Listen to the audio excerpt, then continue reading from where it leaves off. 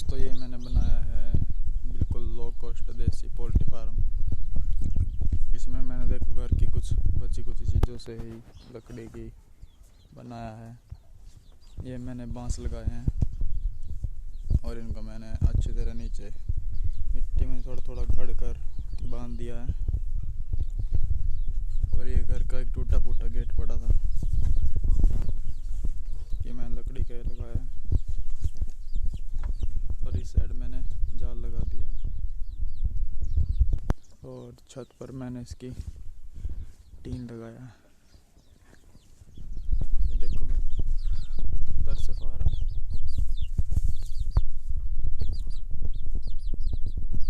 जो बहुत ही low cost है।